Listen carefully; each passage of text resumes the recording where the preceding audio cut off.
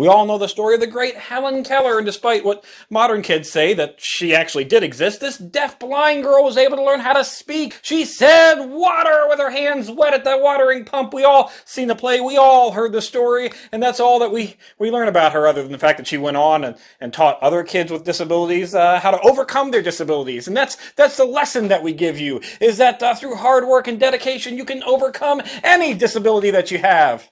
Why don't we learn about her adult life? Oh yeah, that's because she became a raging socialist. A massive socialist. She went around, saw that most of the disabilities that occurred within the United States at the time of her life were happening due to poor workplace conditions. Getting your hand lobbed off at that sawmill, or your feet burned off at the, pickling factories and the meat packing plants, and all the horrendous things that workers had to subject themselves to in order to have a wage that wasn't even a livable wage. So she became a raging socialist, even became an author, had her own books, like How I Became a Socialist. She was a massive women's suffrage, proponent, like just everything that you could think of. Modern woman, fighting for all of her rights, for equality and fair pay and all of that. And as crazy as it sounds, she actually doesn't even die until like 1968, which is kind of one of those weird, like, time juxt, if you think about it. Like, you think, oh, Wild West, yeah, but then doesn't die until the 60s. I mean, your boomer parents and relatives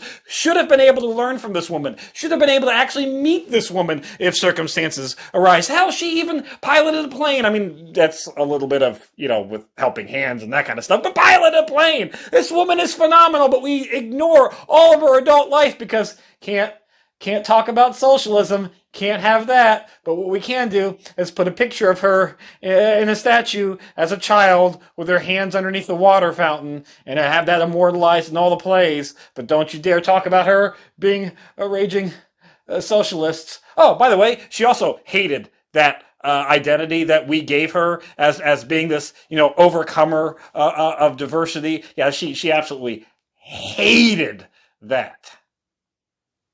Socialists!